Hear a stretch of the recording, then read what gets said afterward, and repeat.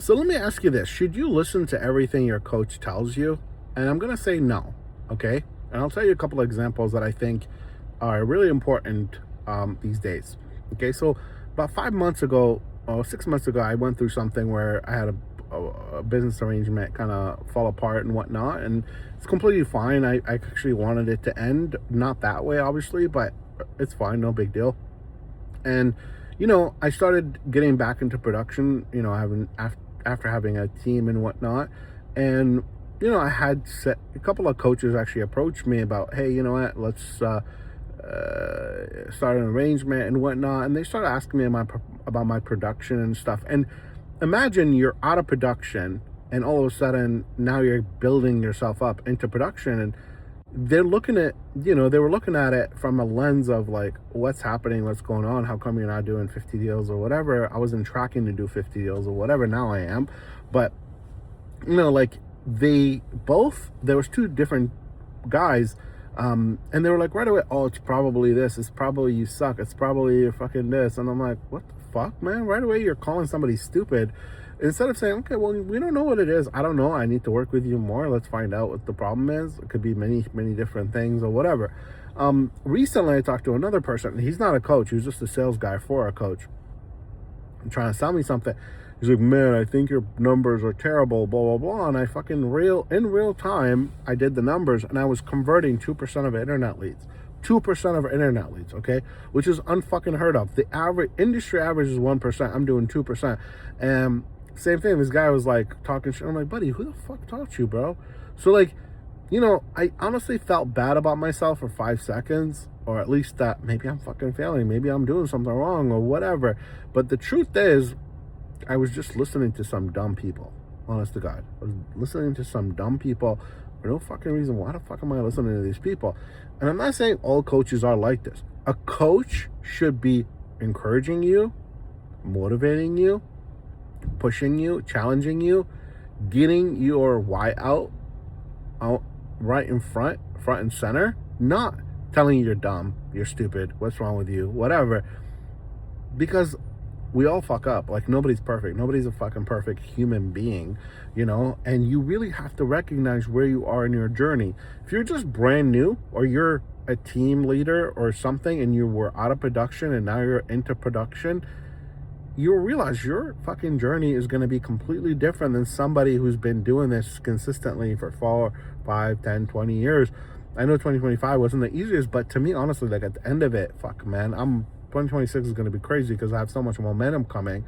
It's not even funny. You know what I mean? And so, yeah. So, again, if you're a coach, do better. Honestly, if you're a fucking coach, you lead people, whatever, do better. But if you're like a student of coaches, I would say all you really need to do, honestly, there's nothing wrong with coaches. It's not really about the coaches that's valuable. It's about the camaraderie, the accountability is where it's at. Okay, the accountability, it's where it's at. That's where really the value of coaching comes from. Okay, I've been a coach myself. I've coached other people. I've been a student as a coaching a student, and I can see like how sometimes I fucking shy away from certain things or whatever. But the truth is, when somebody comes to you and they're like, hey, I'm doing my best, I'm doing this, I'm considering what's happening, you don't say, oh, you're fucking dumb, you're not doing enough, or that's not even the point. Is like, oh no, there's got to be a skill or whatever. It could be that, we don't know, right? Unless you go through the process and say, show me what you're doing, which doesn't ever happen on a 30-minute consultation with these people, right? So again, be careful who you listen, be careful what you put in your ear here. Like, really be careful, because it's okay to like listen to it and then be like, okay, let's sit with it for 5 minutes and then try to analyze it and see, well, what the fuck? Like, is this real? Is this actually going to help me or serve me or whatever? The truth is, we need, in anything, you need volume to assess if that thing you're doing is working or not. For example, let's say I start doing YouTube videos, or I start doing certain videos out there.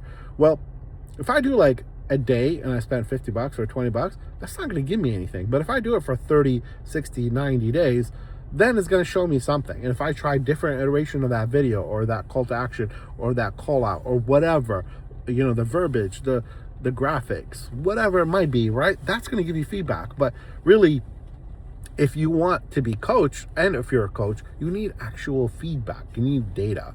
You know what I mean? So keep that in mind, okay, guys? So again, I'm just saying this because I almost let somebody who's fucking doesn't know shit about anything, doesn't know anything about my business, almost make me doubt myself.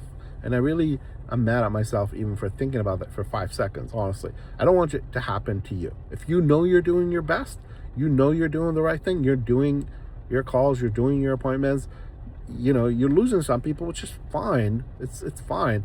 And I'll give you something that was kind of interesting the other day. I went to a Jeff Glover training session. There's a lady here, her name is Kelly Fry. She's a student, coaching client of Jeff Glover, and every year she wants him to come.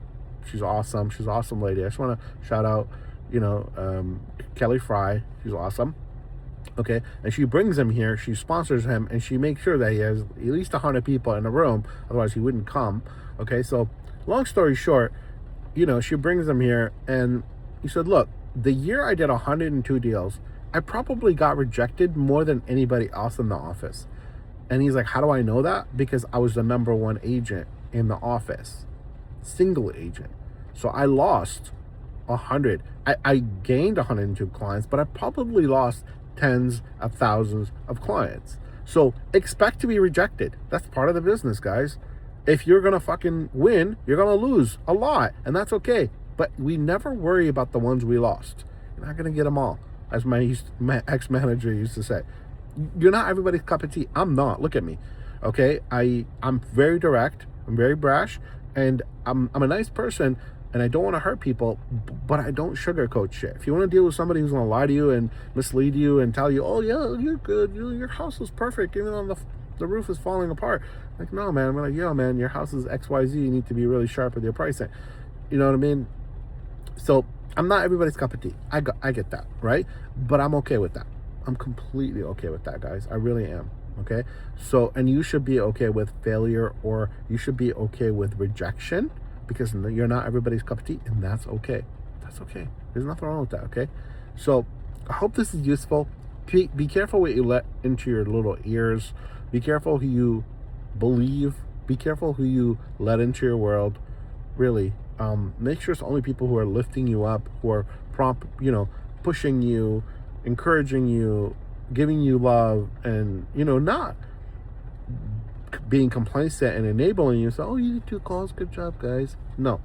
I'm talking about if you're doing your best, you're going on appointments, it's just not clicking as fast as you want it to be.